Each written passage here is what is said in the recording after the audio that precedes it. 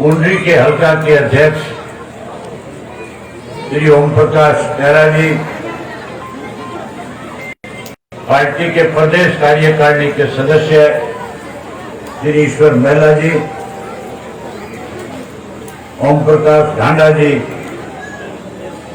फूलाचिका विधानसभा क्षेत्र के हल्का के अध्यक्ष सरदार भूपेंद्र सिंह जेलदार जी, मंच पे मेरे साथ बैठे हुए हल्का के जिला के प्रदेश स्तर के सभी नेतागण, बहुत ही मान और सम्मान के योग आज के इस किसान जन जागरण अभियान में आए हुए कैलायत विधानसभा क्षेत्र के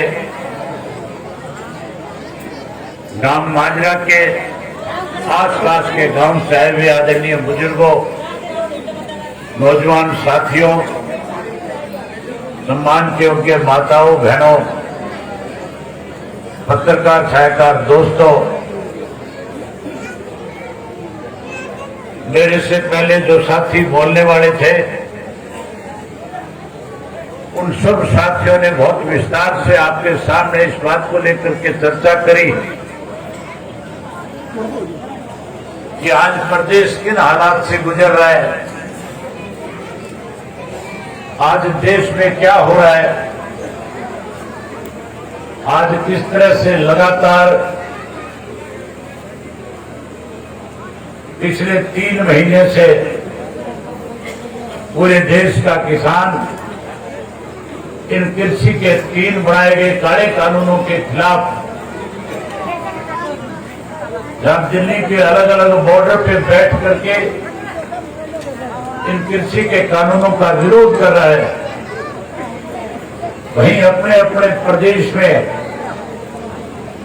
कहीं टोल प्लाजा पे बैठ करके, कहीं डिस्ट्रिक्ट के हेडक्वार्टर के ऊपर धरना दे करके देश भर का किसान आज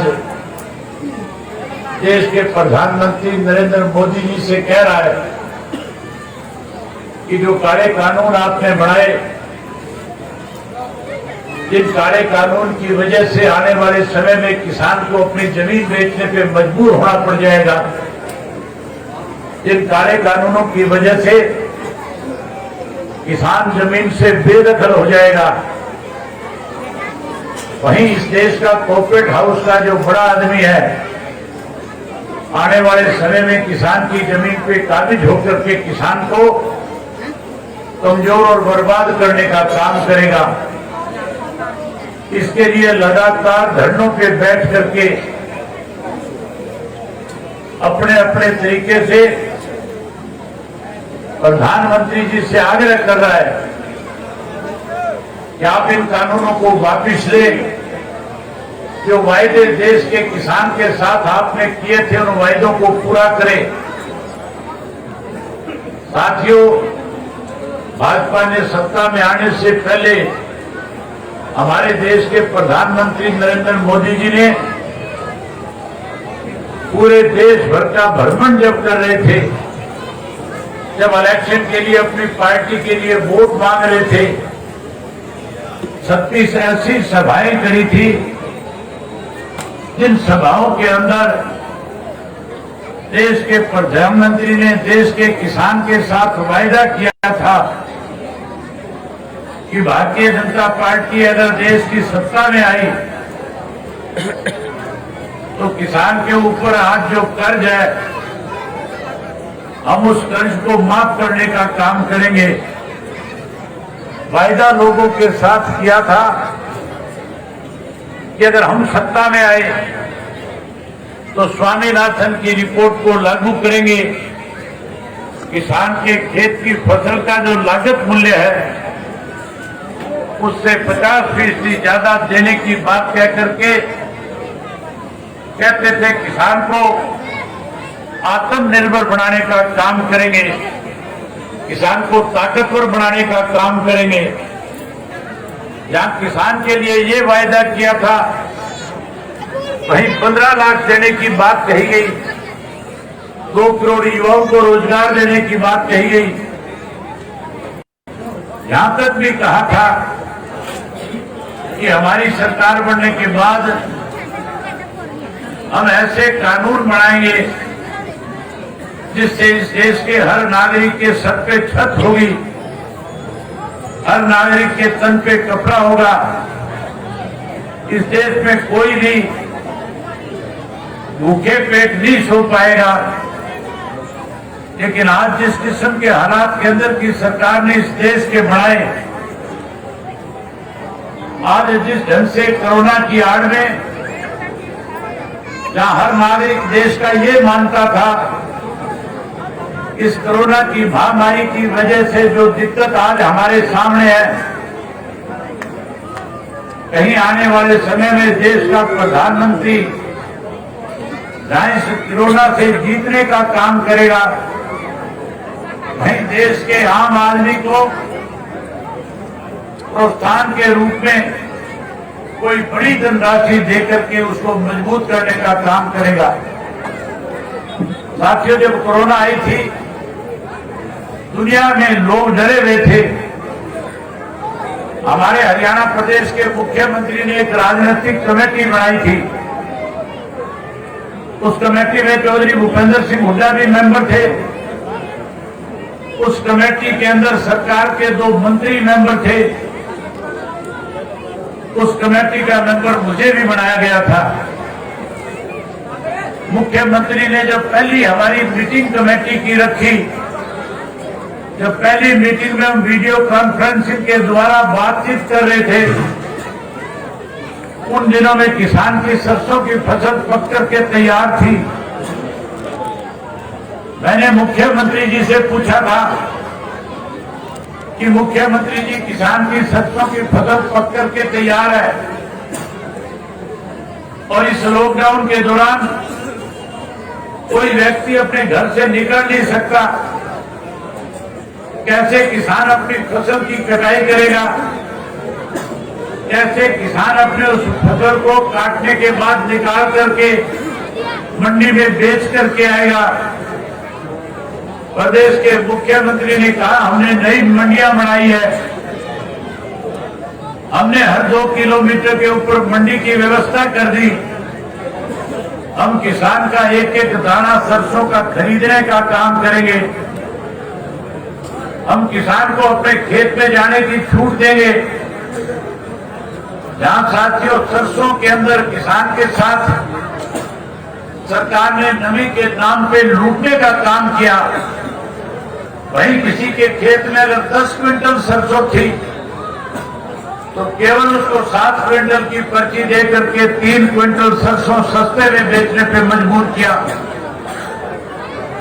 वहीं उसके तुरंत बाद जब किसान की गेहूं की फसल पक करके तैयार हुई, हमने मुख्यमंत्री को फिर इस बात के लिए आगाह किया कि सरसों के अंदर जिस ढंग से आपके सरकार में बैठे लोगों ने अधिकारियों के साथ मिलकर के किसान की फसल को लूटने का काम किया है, हमें इस बात को लेकर के आपकी सरकार पे शक है कि इस कोविड की आड़ में, इस कोरोना की आड़ में कहीं किसान अपनी गेहूं की फसल मंडी में बेचने जाए, फिर किसान को इस कोविड की आड़ के अंदर सरकार लूट ना सके। इसके लिए आपने क्या बंदोबस्त किया? हमें कहने लगा कि 6 जून तक हम फसल खरीदने का काम करेंगे। मैंने मुख्यमंत्री से पूछा था कि किसान की फसल को खरीदने के साथ साथ किसान को कोई इंसेंटिव भी दोगे? मुख्यमंत्री ने हमें विश्वास दिलाया था और कहा था कि 200 रुपया बोनस के रूप में भी किसान को देंगे। साथियों, बोनस का पैसा देने की बजाय सरकार में बैठे लोगों ने किसान की फसल के लिए, खरीद के लिए, गेहूं की खरीद के लिए केंद्र की सरकार की तरफ से जो 17,000 करोड़ रुपया प्रदेश की सरकार को दिया गया, उस 17,000 करोड़ रुपए को किसान में बांटने की बजाय HDFC के बैंक में जमा करा दिए।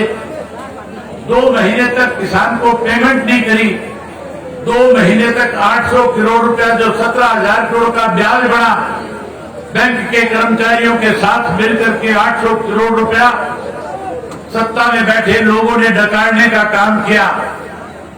जहां कोविड के आड़ में हरियाणा प्रदेश के किसान को लूटा जा रहा था, वहीं हरियाणा प्रदेश के अंदर बड़े बड़े घोटाले करके इस प्रदेश के लोगों की जेबों पे जहां डाके डाले जा रहे थे, वहीं सत्ता में बैठे लोग अपनी जेब भरने का काम कर रहे थे।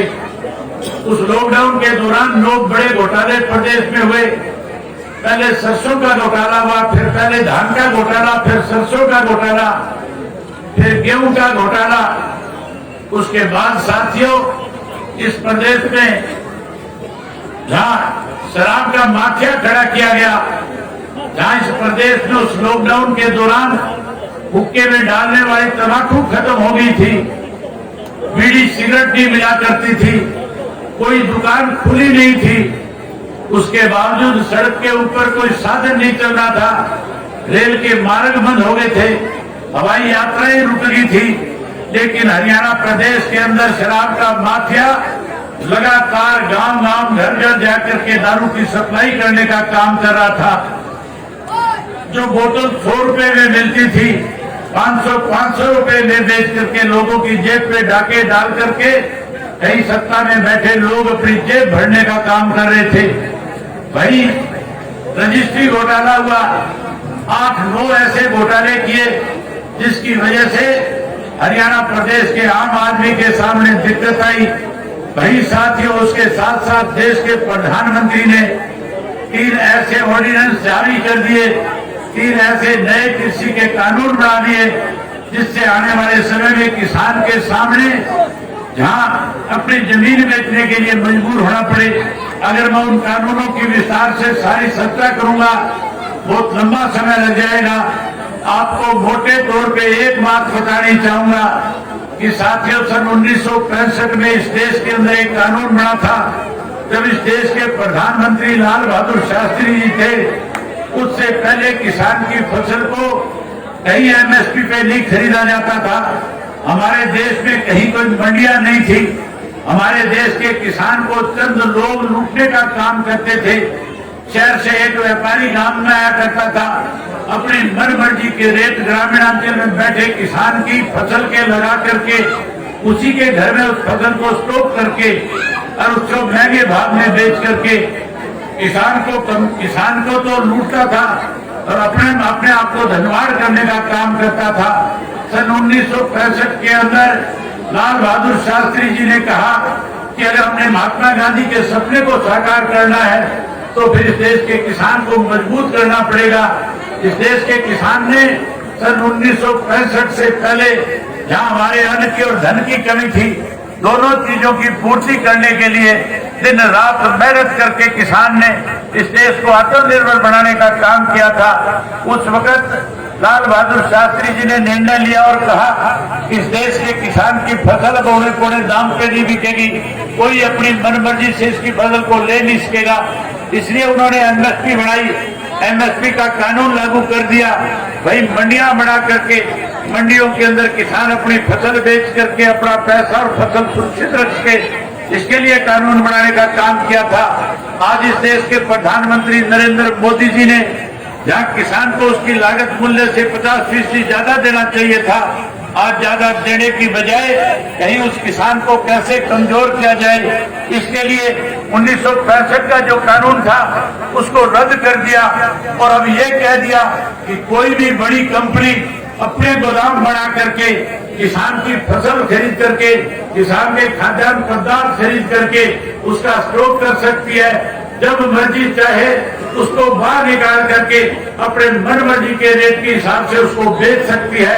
आज किसान लगातार देश के प्रधानमंत्री से एक ही बात कह रहा है कि जहां आपने कृषि के 3 नए कानून बनाए हैं, वही 4था कानून भी बना दो। किसान की फसल एमएसपी से कम अगर कोई खरीदता हो उसके खिलाफ अपराधिक मुकदमा दर्ज हो, एमएसपी के लिए कानून बनाओ ताकि किसान को सरकार पे भरोसा हो। लेकिन देश का प्रधानमंत्री अब भी लोकसभा में राज्यसभा में खड़ा होकर के कहता है कि मैं केवल विश्वास दिला सकता हूं, कानून नहीं बना सकता।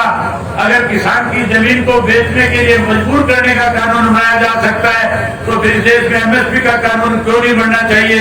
इसलिए देश का किसान लगातार एमएसपी का कानून बने, इसकी लंबे समय से मांग कर रहे हैं। साथियों, आप चाहते हो कि इस देश के किसान को बचाया जा सके, इस देश के किसान पे ऊपर जो थोपे गए 3 काले कानून है, केंद्र की सरकार को इन कानूनों को वापस लेने के लिए मजबूर किया जा सके, तो मैं आपसे एक आग्रह और निवेदन करना चाहूंगा, आप अपने अपने गांव के अंदर कमेटियां बनाने का काम करो। कमेटियां बना करके हर गांव से 20-20, 30-30 लोगों को अलग अलग बॉर्डर के ऊपर भेज करके 10-10 दिन के लिए उस आंदोलन को मजबूत करने का काम करो। ये आंदोलन कोई जल्दी समाप्त होने वाला नहीं है। इस आंदोलन को समाप्त करवाने में आपको लंबी लड़ाई लड़नी पड़ेगी। साथियों, जहां आपको लंबी लड़ाई लड़के किसान की पगड़ी को फिर से सम्मान के साथ उस पगड़ी को उसके सर पे रखना होगा। इस पगड़ी को आज कमजोर करने के लिए कहीं देश का प्रधानमंत्री इस बात की जिद पे अड़ा बैठा है, देश के प्रधानमंत्री को अपनी जिद छोड़नी पड़े। इसके लिए साथियों, आपको इस आंदोलन में और बड़ी भूमिका निभानी पड़ेगी। मैं उम्मीद करूंगा कि हमारे इस इलाके के लोग ज्यादा बड़ी संख्या में जाकर के उस आंदोलन को मजबूत करने का काम करेंगे। यहाँ साथियों, मेरे इस्तीफे की बारी बारी से जिक्र किया जा रहा था, मैंने इस्तीफा क्यों दिया, मुझे इस्तीफा क्यों देना पड़ा। साथियों, मैं आपको इसका कारण बताना चाहूंगा। हरियाणा की विधानसभा का सत्र चल रहा था, जहां विपक्ष कांग्रेस की सबसे बड़ी पार्टी थी। कांग्रेस की जिम्मेवारी बनती थी कि सरकार के खिलाफ किसानों की लड़ाई के लिए किसान के साथ न्याय हो, किसान की बात को लोकसभा में, केंद्र में प्रधानमंत्री तक पहुंचाया जा सके। इसके लिए हमें उनकी आवाज जहां विधानसभा में उठानी चाहिए थी, जहां उनकी लड़ाई लड़नी चाहिए थी, जहां कांग्रेस को काम रोको प्रस्ताव देना चाहिए था। जो कांग्रेसी आज रोज अखबारों में खबर छपाते और कहते हैं, कभी हुड्डा कहता है, कभी उसका बेटा बोलता है, कभी कोई और तीसरा कांग्रेसी अखबार की खबर बनना चाहता है, जो बारी बारी ये कहते हैं कि हम अविश्वास प्रस्ताव लेकर के आएंगे। जिस दिन प्रस्ताव कांग्रेस पार्टी के सामने सरकार की तरफ से रखा गया था, उस दिन कांग्रेस पार्टी की जिम्मेवारी बनती थी कि उस प्रस्ताव के ऊपर चर्चा करते, उस प्रस्ताव के ऊपर अपनी बात कहते, उस प्रस्ताव के ऊपर किसान का पक्ष रखते, सरकार को मजबूर करने का काम करते। लेकिन साथियों, वहां पक्ष रखने की बजाय कांग्रेस के लोगों ने वॉकआउट करके सरकार की मदद करने का काम किया था। मैं नहीं कहता कि भूपेंद्र सिंह हुड्डा आज भारतीय जनता पार्टी के एजेंट के रूप में काम करता है। ये बात कांग्रेस की कार्य समिति की, राष्ट्रीय कार्य समिति की जब बैठक हो रही थी, जिस चिट्ठी के ऊपर भूपेंद्र सिंह हुड्डा ने दस्तखत किए थे, जो आजाद ने एक चिट्ठी तैयार करी थी जिसमें इन्होंने दस्तखत किए थे और कहा था कि हमें स्थायी अध्यक्ष चाहिए। उस वक्त जब मीटिंग दोबारा हुई थी, उस मीटिंग के अंदर कांग्रेस की अध्यक्ष कुमारी शैलजा जी ने सब मीटिंग में ये बात कही थी कि भूपेंद्र सिंह हुड्डा, जिनको कांग्रेस को मजबूत करना चाहिए था, जिस हुड्डा को कांग्रेस ने 10 साल मुख्यमंत्री बना करके रखा, जिसको 3 बार लोकसभा का मेंबर बनाने का काम किया, आज वही व्यक्ति कांग्रेस की पीठ में छुरा घोंप रहा है। उसने यहाँ तक भी नहीं, उसने ये भी कहा कि आज भी भारतीय जनता पार्टी के एजेंट के रूप में काम कर रहा है। उसने बताया था कि किस तरह से भारतीय जनता पार्टी का राज्यसभा के लिए उम्मीदवार जो सुभाष चंद्रा बना था, किस तरह से भूपेंद्र सिंह हुड्डा ने अपना बैलेट पेपर खाली छोड़ दिया, कैसे अपने साथियों की पेन की स्याही बदलने का काम किया था। वही उसके साथ साथ साथियों, ये भी कहा गया था कि अपने बेटे को राज्यसभा का मेंबर बनाने के लिए सरकार से हाथ मिला लिया था, और अब जब सरकार के सामने किसान का पक्ष रखना चाहिए था, उस वक्त विधानसभा छोड़ करके वॉकआउट करके बाहर चला गया था। ये लोग आज भी भारतीय जनता पार्टी की कैसे ताकत बढ़ी रहे, इसके लिए एजेंट के रूप में काम कर रहे हैं। इसलिए आम आदमी की जिम्मेवारी बन जाती है। इंडियन नेशनल लोकल पार्टी तो चौधरी देवीलाल का लगाया हुआ पौधा है। चौधरी देवीलाल ने सदैव किसान के साथ खड़े होकर के, कमजोर वर्ग के लोगों के साथ खड़े होकर के न्याय कराने का काम किया। कुछ लोगों ने चौधरी देवीलाल के नाम पे इस प्रदेश में दाव लगाने का काम किया। कुछ लोगों ने जननायक के नाम से चौधरी देवीलाल का फोटो लोगों को दिखा करके विधानसभा में पहुंचने का काम किया। उनमें बहुत सारे ऐसे लोग थे जो धरनों में जाया करते थे और कहते थे हम किसान के साथ पहले हैं, हम सरकार के साथ बाद में है, आज वो लोग कहीं दिखाई नहीं देते। यहाँ तक भी कहा गया था जिस दिन पीपली के अंदर लाठीचार्ज हुआ था, पीपली में किसानों के ऊपर पुलिस लाठियां बरसा रही थी, तो जननायक पार्टी के लोग कह रहे थे कि हमने जो लाठियां किसान के पीठ पे पड़ी है वो लाठी किसान के लिए चौधरी देवीलाल के पीठ पे पड़ी है। उनको इस बात का शायद एहसास नहीं था कि चौधरी देवीलाल ने सदा लोगों की लड़ाई लड़ने का काम किया है। तुम लोगों ने तो चौधरी देवीलाल की नीतियों को बीजेपी की गिरवी रखने का काम किया है। एक वक्त तुम्हारे लिए ऐसा इस प्रदेश में खड़ा हो जाएगा कि आप लोग को कोई ब्याह शादी का कार्ड भी नहीं देगा। आज तो हालात उससे भी ज्यादा अवसर हो गए साथियों। आज तो कहीं अगर किसी के घर में दुख हो जाए, ये जेजेपी के लोग किसी के गोडाउन में नहीं जा सकते, अगर जाए तो लोग खड़े होकर के चले जाते हैं। आज अगर अपने घर में भी जाते हैं तो सिक्योरिटी के साथ जाना पड़ता है, कहीं घर में कोई विवाद ना खड़ा हो जाए, कहीं बच्चे सामने से सवाल करना ना शुरू कर दे। जिन लोगों ने इस किस्म से इस प्रदेश के लोगों के साथ विश्वासघात किया है, आज आपके सामने मौका है जहाँ इस आंदोलन को मजबूत करो, कहीं ऐसे लोगों को भी सबक सिखाओ ताकि आने वाले समय में कोई भी चौधरी देवीलाल की तस्वीर देख करके उनके नाम को बदनाम करने की हिम्मत ना जुटा पाए।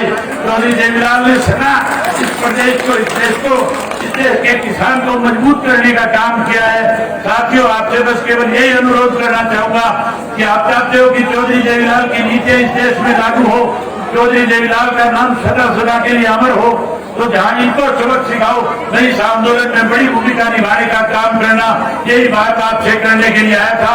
आप सबने मेरी बात सुनी, आप सबका बहुत धन्यवाद। जय हिंद, जय हरियाणा।